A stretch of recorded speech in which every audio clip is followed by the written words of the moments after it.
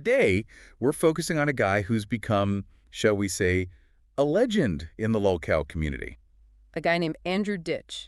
And his story, well, it's a real doozy. It's got everything: eccentric behavior, family drama, questionable hygiene, you name it. He's like a one-man circus of online absurdity. But before we get into all the juicy details, let's start with the basics.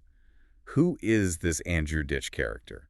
Well, based on what we've gathered from a forum called Kiwi Farms. Which, by the way, is known for its, let's just say, unique brand of humor. Yeah, not exactly your typical online hangout. But anyway, according to Kiwi Farms, Andrew is a middle-aged man living with his parents in Tonawanda, New York. Sounds like the start of a heartwarming family sitcom, right? Not quite. What sets Andrew apart is his eccentricities. To put it mildly. He claims to have autism, which we'll dig into later, and has a rather, particular interest in diapers. And scat. Yes, scat. We're going there, folks. Get ready for a deep dive into the world of poop squatch, a nickname Andrew seems to have fully embraced. Which I think tells you all you need to know about his online persona. It's pretty much his brand at this point. You could say that. But here's where things get a little more complicated. There's conflicting information about Andrew's autism diagnosis. Yeah, it's not as straightforward as it might seem. One doctor diagnosed him with autism, but others seem to think he might be exaggerating his symptoms, That's a possibility we have to consider. especially when you look at his medical history, We have a speech-language evaluation from 2019 that lists a whole bunch of diagnoses. like mixed receptive expressive language disorder, auditory processing disorder, Tourette's syndrome, sensory deficits. Quite a list. But then, in 2018, a different doctor diagnosed him with schizoaffective disorder. And he even noted that Andrew seemed to be pushing for an autism diagnosis. Almost like he was trying to cultivate a specific image.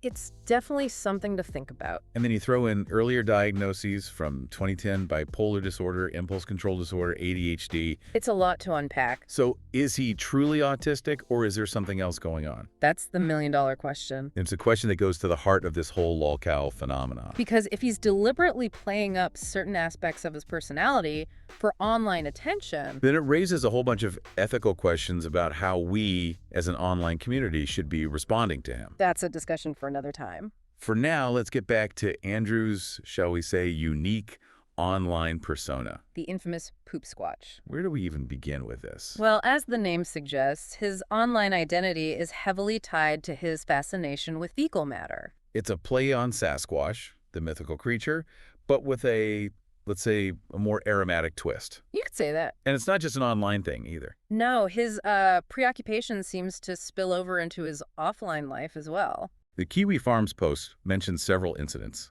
like him smearing feces in a hotel room. Which is, well, not exactly standard hotel etiquette. You can say that again. And then there's his diaper fetish, which is documented on a diaper fetish forum. He even accidentally showed some scat fetish artwork during a screen sharing session. Talk about TMI. It's safe to say that Andrew is not afraid to push boundaries. Or buttons, for that matter. But what about his family? How do they fit into this messy picture? Ah, the family dynamics. That's a whole other layer of intrigue. Because Andrew often portrays himself as a victim of his family. But many online observers believe he's actually the one who's abusive. Wait, hold up. The guy who calls himself Poop Squatch and proudly displays his creations online is playing the victim card. It does seem a bit counterintuitive. But the Kiwi Farms post details some pretty troubling incidents. Like him trying to poison his family by putting chemicals in their coffee maker. Okay, now we're getting into some dark territory. Yeah, that's not exactly a laughing matter. And there are other examples of manipulative and emotionally abusive behavior towards his parents. Like turning on a diffuser when his mother needed oxygen and filming her falls without helping. Yikes. This family dynamic sounds more like a toxic waste dump than a heartwarming family sitcom. A fair assessment. And his brother Joe even has a YouTube channel where he documents Andrew's outbursts. Which seemed to support the idea that Andrew might be the instigator in many of these conflicts. So we started with a seemingly eccentric online character, and now we're delving into potential abuse and family drama. This deep dive is full of twists and turns. It just goes to show that online personas rarely tell the whole story. There are always more layers to uncover. And in Andrew's case, those layers are particularly strange and unsettling. Speaking of unsettling, we need to talk about Andrew's interactions with the police. Oh, yes. That's a saga all its own. From what I've heard, this guy must have 911 on speed dial, He has a habit of calling the police on his family for the slightest disagreement. trying to get them arrested for abusing him. There you go with the victim complex again. It's a recurring theme with Andrew, And then there are stories of him calling the police for completely absurd reasons. like asking how to make popcorn. It seems he enjoys the attention, maybe even the power dynamic that comes with involving law enforcement. This guy's like a walking, talking public nuisance complaint waiting to happen. And his confrontations with one particular officer, Officer Bentley, are particularly noteworthy. He even forced the officer to look at an infection on his behind. It's certainly a unique approach to community policing. You can say that again. But it does raise some serious questions about the ethical implications of all this. Like, is it okay to be mocking this guy online, especially considering he might have mental health issues? What's a tough one? It's a complex issue with no easy answers. On the one hand, Andrew is putting himself out there, sharing very personal and often shocking content. He's inviting attention and, to some degree, reaction. But on the other hand, if he's struggling with genuine mental health issues, Does that change how we should view his behavior and the online reaction to it? it's a slippery slope. Exactly. There's a fine line between horror and exploitation. And in a case like Andrew's where the lines are so blurry, It's important to be mindful of the potential harm that our online actions can have. it's easy to get caught up in the absurdity of it all. But we need to remember that there's a real person at the heart of this story. And that's something we'll continue to explore as we delve deeper into the world of Amdrew Ditch. Stay tuned because there's a lot more to uncover. Well, that last part got pretty dark. Yeah, we went from diapers and poop to potential abuse and police confrontations. It escalated quickly, didn't it? It did. And unfortunately, it's not going to get any lighter from here. Oh boy, what's next? Well, our source material, particularly the Kiwi Farms post, hints at some pretty serious allegations. Like what? We're talking pedophilia and stalking. Okay, now we're in some seriously murky territory. We need to tread carefully here. Not just for legal reasons. But because these are incredibly sensitive topics. Absolutely. We're not here to make accusations or pass judgment. Our aim is simply to report what's presented in the source material. And let you, the listener, draw your own conclusions. Exactly. So let's dive into these allegations. What exactly are we dealing with here? Yeah, break it down for us. Well, the Kiwi Farms post mentions that Andrew has defended another controversial online figure, Nova Online. Who's Nova Online? He's known for his, let's just say, his pedophilic tendencies. Hold on, he's defending someone who's openly attracted to children. That's what the post suggests. That's not exactly a glowing endorsement of his character. It certainly raises questions about his own views on the matter. And what's even more disturbing is that Andrew reportedly attempted to justify Nova Online's behavior. By claiming that it's okay for people with disabilities to engage in pedophilia because they're mentally immature.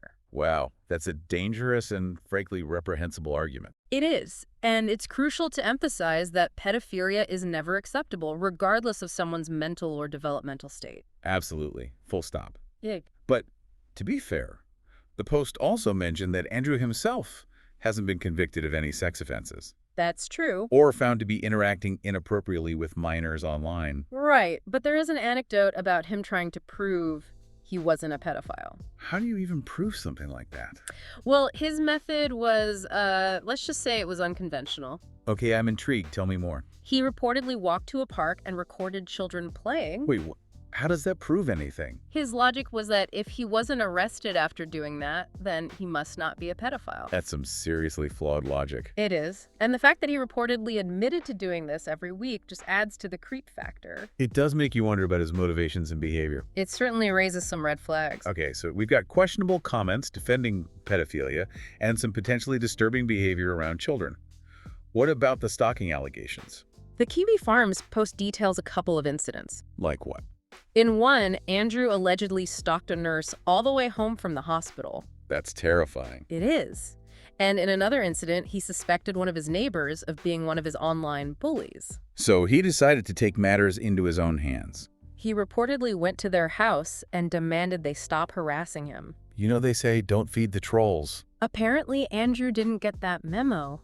It seems he has a rather unique approach to conflict resolution. You could say that. But let's circle back to the lolcow phenomenon itself. Knowing what we know now about Andrew's behavior, does it change our perspective on the ethics of mocking him online? That's the million-dollar question, isn't it? It's a complicated issue with no easy answers. On the one hand, Andrew is undeniably putting himself out there. Sharing very personal and often shocking content. He's inviting attention and, to some extent, reaction. But on the other hand, he might be struggling with genuine mental health issues. And that complicates things. Where do we draw the line between amusement and exploitation? That's the gray area we've been grappling with throughout this deep dive. There's a danger in turning someone's struggles, whether real or perceived, into entertainment. It can lead to dehumanization and a lack of empathy. It's like watching a car crash in slow motion. You know you shouldn't stare, but you can't help but be drawn to the spectacle. That's a powerful analogy. And it highlights the responsibility we have as online consumers. Are we simply passive observers? Or are we actively contributing to the creation and perpetuation of these online personas? It's definitely something to think about. Well, we've gone down the rabbit hole, haven't we? I have. It's been a strange trip. From poop jokes to pedophilia allegations. It's been quite the deep dive. And now we have to try and make sense of it all. That's the challenge, isn't it? So where do we even begin? Let's start with Andrew. Where is he now? What's he up to? Yes, he's still living that poop squatch life. Well, according to the Kiwi Farms post, as of 2024, Andrew is still active online. Still posting on YouTube. Yep, multiple channels apparently. And he's still living with his parents. That's right, still unemployed and relying on them for support. Even after all the drama and the abuse allegations. It's a strange situation, to say the least. It's like he's trapped in this endless cycle of online attention seeking. And the internet can't seem to get enough of it. It's like a digital train wreck. You can't look away. But it does make you wonder, what's the appeal? Why are we so fascinated by these online lolcows? Is it just the shock value? Maybe it's the voyeuristic thrill of peering into someone else's chaotic life.